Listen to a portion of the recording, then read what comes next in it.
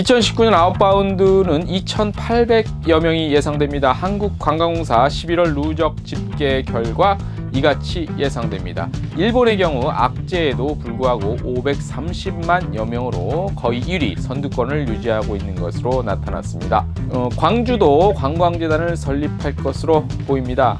광주관광재단이 예산 80억 규모로 7월 설립 목표로 추진 중입니다. 폴테스 컴바인이 설 연휴 인기 여행지를 발표했습니다. 동남아 강세 속에서 나트랑 코타키나발루에 관심이 높은 것으로 나타났습니다. 제주 신화월드가 국내 최초로 식품의약품안전처가 지정하는 위생등급 우선구역으로 선정됐다는 소식입니다.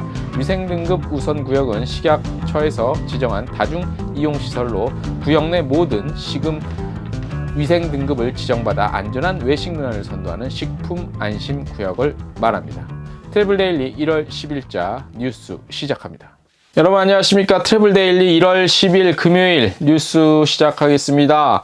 한 주 동안 수고 많으셨고요. 오늘 첫 소식은 2019년 아웃바운드가 과연 얼마 정도 나올 것인가 저희가 미리 한번 짚어봤습니다. 한국관광공사에서 11월까지 누적 통계가 나왔는데요. 요대로라면 2019년에 2,800만여 명 정도 될 것으로 예상이 됩니다. 11월까지 누적입니다. 일본과 홍콩 악재가 있었죠. 그럼에도 불구하고 11월까지 1937명 정도 됐고요. 월 평균 200만여 명인 점을 감안을 하면 2,800만 명 정도 되지 않을까. 더 좋게 나오면 글쎄 모르겠습니다. 이게 그 아웃바운드가 늘어나는 게 좋은 것인지 좋다고만 또 할 수 없죠. 인바운드 문제도 있으니까. 아무튼 2,900만도 조심스럽게 12월 뭐 여름방학도 겨울방학도 있고 하니까 그렇게 일단 보이고요. 단일 국가로서는 일본이 뭐 한 22%가량 빠졌음에도 불구하고 533만 명 정도 되고요. 베트남이 386만 명 정도, 물론 11월까지 누계입니다. 중국도 일본 못지않게 아마 잡혔을 텐데 중국은 따로 집계가 안 되는 바람에 뭐 중국 단일 국가로서 중국은 언급해드리지 못하는 점을 좀 양해를 바라고요. 자, 1월부터 11월 인바운드의 경우는 꾸준한 상승세를 기록하고 있습니다. 11월 인바운드 집계 보면 일본 시장 감소에도 불구하고 중국을 비롯해서 아시아, 중동 그리고 구주 시장 증가세 유지로 전년도 대비 7.9% 증가한 145만 6천여 명 이렇게 됐고요. 중국은 인센티브 단체 방한 수요 지속 그리고 항공노선 신설 방한 수요 증가세를 유지하고요. 전년 동월 대비 25% 증가했습니다. 일본은요, 한일 관계 악화로 인한 항공좌석 공급 감소 영향으로 전년 동월 대비 13% 감소했습니다. 인바운드입니다. 인바운드가 됐든 아웃바운드가 됐든 역시 항공노선이 얼마큼 없어지고 또 생기냐에 따라서 영향은 있는 것 같습니다.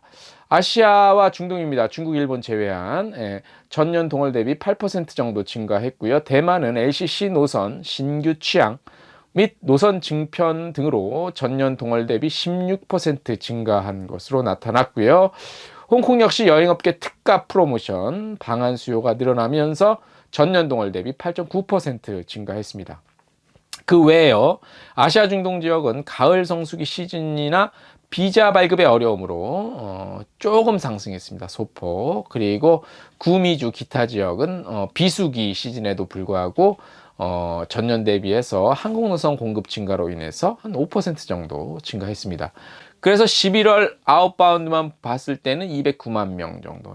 요거 뭐 11월 단월, 그러니까 그러니까 한 월의 의미는 이제는 없는 것 같고요. 이제 전반적인 전체적인 2009년도 모든 집계가 필요한 상황이니까 요걸 바탕으로 해서 2019년, 물론 한 달 뒤면 이제 12월 통계까지 나오면요. 그때 좀 더 정확한 소식 나오면 전해드리도록 하겠습니다. 광주시도 관광재단을 출범시킬 것으로 보입니다.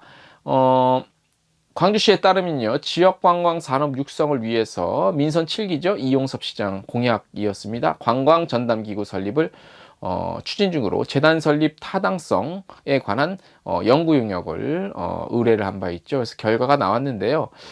광주 관광 전담 기구는요, 비영리 재단 법인 형태로 운영이 될 것 같고요. 시장이 재단 이사장을 겸임하고 별도의 대표이사를 둔다고 광주시에서 밝혔습니다. 조직은요, 뭐 4개 팀 25명으로 시작을 한다고 하네요. 이후 재단이 안정되면 신구 사업 발굴 또 기획을 위해서 조금 확대를 하고요. 기존 운영 중인 광주 컨벤션 뷰로 기능이 통합이 될 것으로 보입니다.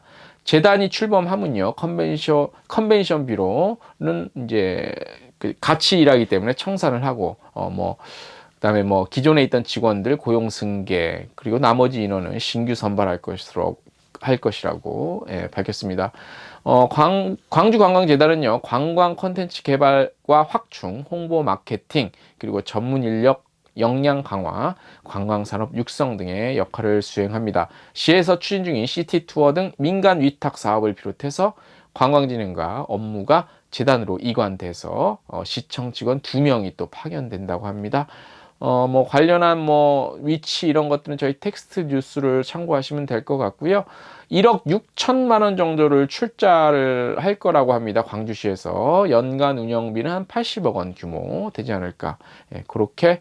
그리고 순수한 재단 운영비는요, 18억 원 정도 책정이 됐다고 합니다. 이 정도 나왔으면은 7월이면 공식 출범하지 않을까 예상이 되고요.